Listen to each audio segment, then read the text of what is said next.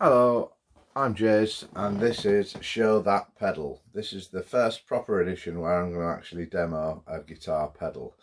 When I first started playing guitar in 1985, there weren't all that many sort of good practice amps really to choose from, and certainly not really that I could afford or my family could afford. I was 13 at the time, so it was a Christmas present, 1985, and my practice amp just had a volume, a tone, and that was about it. I think it had an headphone socket, one input socket. It was a JHS, John Hornby Skews, that is, not Josh Smith from America that makes the pedals. So it was a JHS pedal. It had no overdrive in it, it had no reverb in it, and when I got it home, I say got it on, when I got it for Christmas, I thought, great, it makes the guitar louder, but pretty soon I was thinking, well, it just sounds so clean and sort of ordinary that it's just making an electric guitar as loud as an acoustic guitar or louder.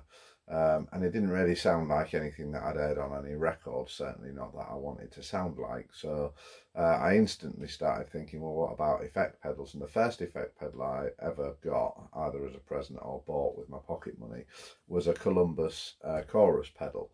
And I didn't really sort of like get into that as massively as what I was hoping that I was gonna, because it wasn't really sort of doing it for me.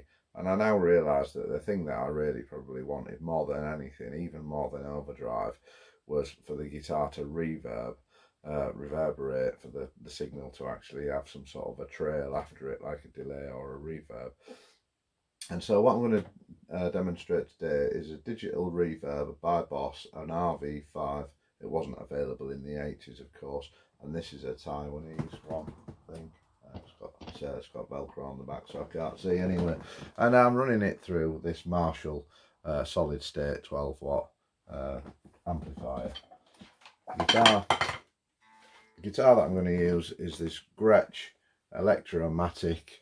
I don't actually know what model it is, but it's that's it. Filtertron pickups in it. It's got a tremolo.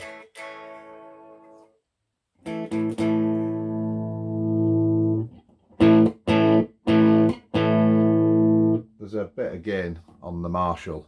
And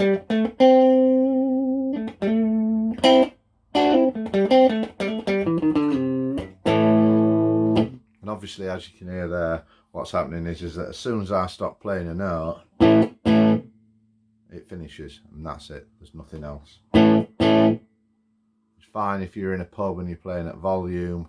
You're with a band, there's cymbals and drums and bass guitar and singing going on. But when you're practicing at home or rehearsing more quietly, to sweeten the sound, you want a reverb pedal, really, just to give it that extra little bit of sort of presence. And I've got the effect level halfway up. I've got the tone completely off.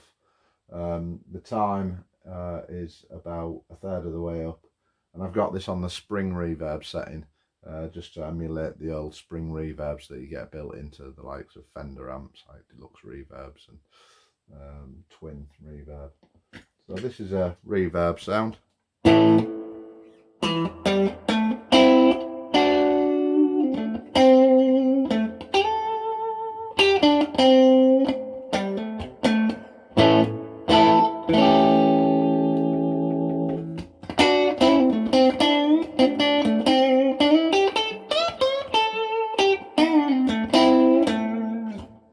And to me, that instantly makes the whole sound so much nicer, makes the amp sound like it's, it costs more, much more of a quality sound, and that's the reverb.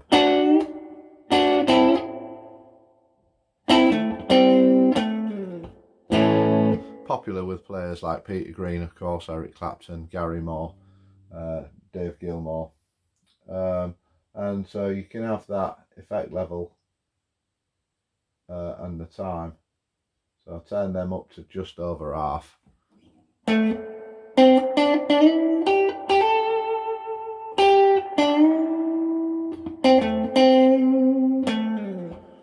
unlike the other reverbs in the pedal, because there's plate reverb, hall, room, gate and modulate, so that'll be interesting. It's got a modulation sort of setting in it as well, where it's obviously going to do something like a chorus, presumably.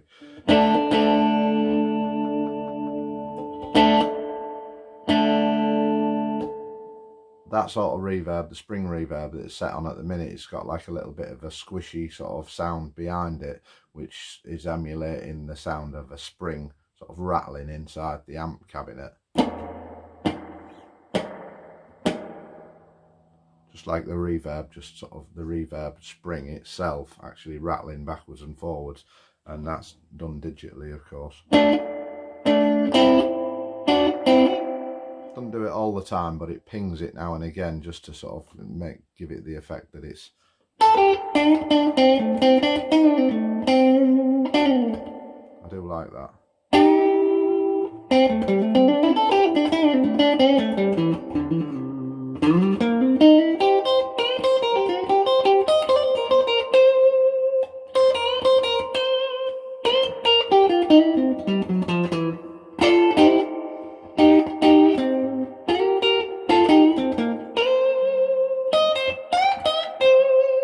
So that's really nice. I'll go on to the modulate actually right at the other end. So this is the modulation on as well.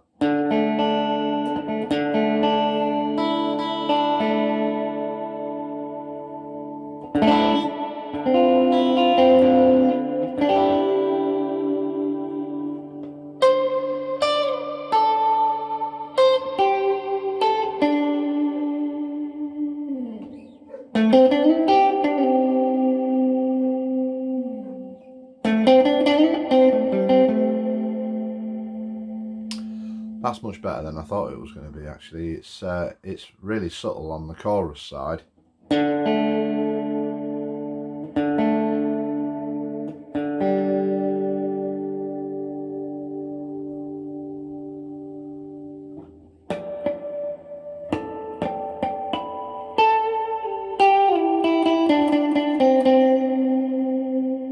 What that reminds me of is some demos what I've seen in the past where guitar pedal shows have shown like a pedal like a New Neighbour or that other really expensive that makes the Morpheus, things like that. Blue Sky, is it, the reverb or the delay pedal that's like 400 quid or something, and that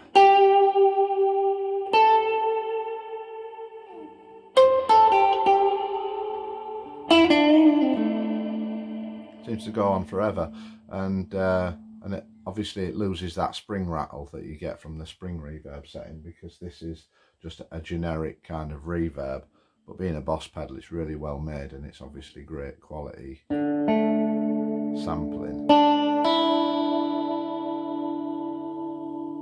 and that would be great for playing like a slow blues or a ballad rock sort of song.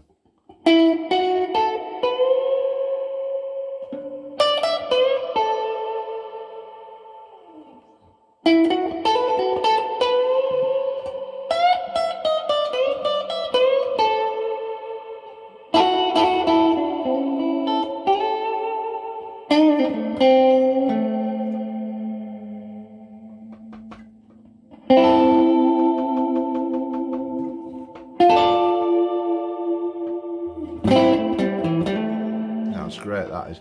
I think I'll put that on my board, because what I've got on my board at the minute is a delay reverb, and I think it's the RV2 or the RV3. In fact, the box is up there. Where is it? Yeah, it's the RV3. So that's a delay reverb, and it ain't got a spring reverb in it, and the delays, and it's all a little bit confusing as well. There's about 11 different settings in it. With this, it's just a reverb, that's all it is. Well, apart from the modulation setting as well, and that's really. I wonder if.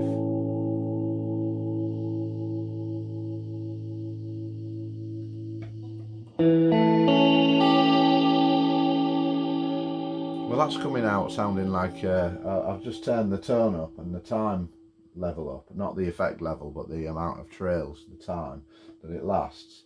and that still on the modulation setting, starting to sound a little bit similar to like what the shimmer effect that is on more modern pedals sounds like.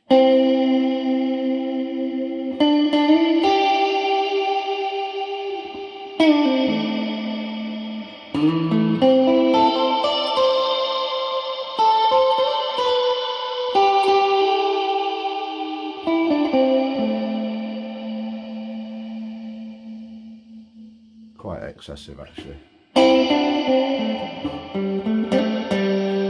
And you can tell that that tone's gone up as well, because it's coming through quite sort of trebly and sort of thin sounding.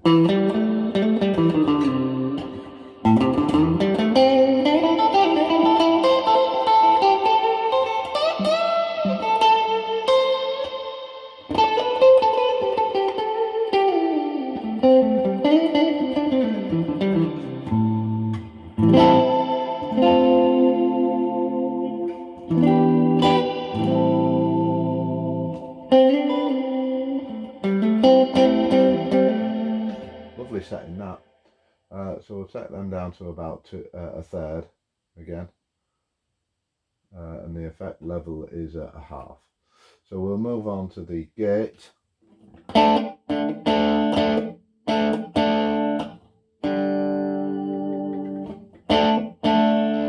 what's that doing is it's reverbing and then cutting it off really quickly afterwards.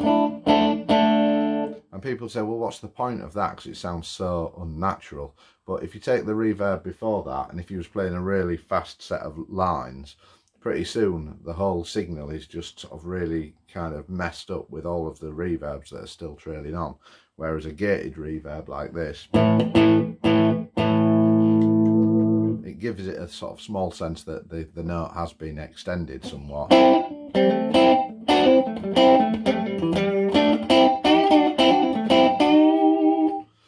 But then it doesn't mess the whole system, you know, signal up sort of for the next sort of few seconds by still remaining sort of ringing, as it were. It's also apparently good for putting on drums and things. Gated reverb in the 80s and the 90s, it was quite popular to have gated reverb on drums. So that's another application for it. This is a room reverb, which is notoriously quite short.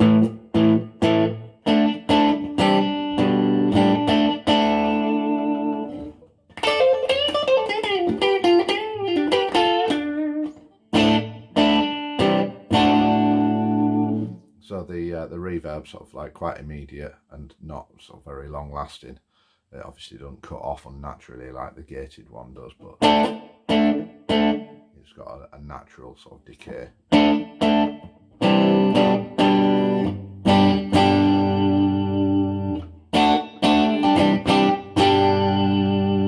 So that sounds alright, that actually, without even messing about too much with the time. I'll put the time up to 2/3.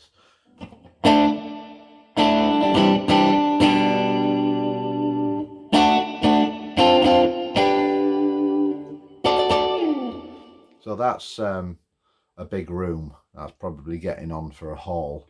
I would imagine that the largest room setting, in terms of the amount of time that you can put on it when it's set on the room setting, hopefully you would think would still not be as long as what the shortest hall would be, but because then it would take over sensibly.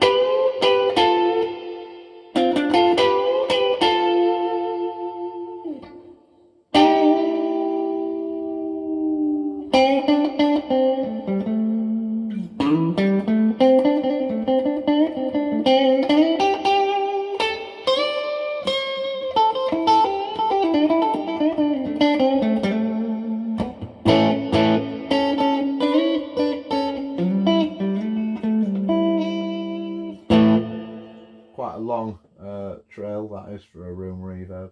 So then the next one is hall. So set that really low. Well, there it sounds like a very small hall to me. That sounds like a room reverb.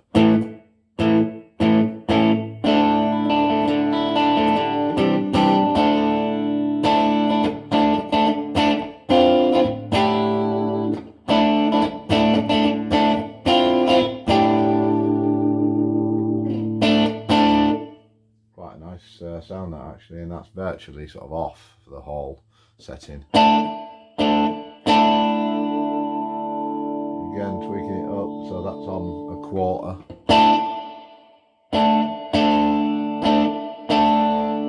That's nice.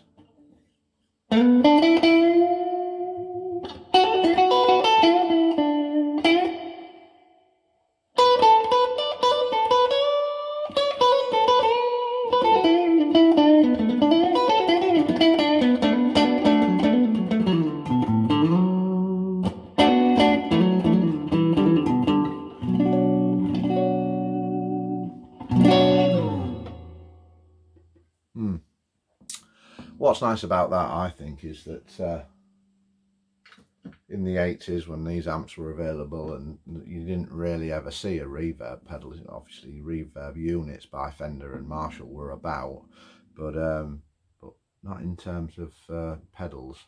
They would have still been analog probably by that point anyway. So digital reverb pedals had a few years before they came out, and you could make an amp like this. Some of my other Marshalls, big Marshall heads, they haven't got reverbs in them, and if they did, they would have been actual reverb tanks. So a pedal like this was a bit of a revelation really to me, sort of in the, say, in the 90s when they came out, because it was like, well, oh good, we can make an amp that hasn't got reverb in it suddenly sound as sweet as one of the old sort of Marshalls, or one of the old particularly Fenders, because Fender had a really lovely sort of Accutronics reverb in it. So to me that was probably the most important pedal. It was like almost like the looper of its day, because it filled out the sound a little bit when you'd stopped playing. So you could play a line, leave it for a second, and at least there's something going on with your guitar playing, even though you've actually physically stopped playing. There's something going on to sort of still fill that sound out. And obviously a delay works in a similar, but not exactly, you know, exactly the same sort of way, but a similar sort of way. So reverbs is a massive thing, I think, for anybody starting out buying a pedal. And especially when you consider that EQ is going to be built into your amp usually, and probably a little bit of overdrive, although like I say, my first amp didn't have overdrive in it. What I really wanted was a reverb pedal, but not sure, I can't really say that they weren't available, but they weren't readily available, and especially not at you know, the price that I could afford, or my parents could afford. So that's the first pedal that I've demoed. If you liked it, please give us a like and subscribe on the channel. Suggest pedals if you want to, that you think that you'd like to see demoed. I've got all sorts of pedals behind me and others elsewhere as well, so everything from Blackstar, Boss, Electro Harmonics. I've got generic pedals, Ibanez, another Electro Harmonics there, TC Electronic, Behringer, Exotic, that's Moore pedals. Who are these made by? I forget. Oh, Tone City, that's right. Tone City, Full Tone, Digitech, Ibanez, I think I said down there. Yeah, so I've got quite a few pedals. Suggest what you'd like me to demo. Subscribe to the channel. Email me at showthatpedal@outlook.com, and we'll see you next time.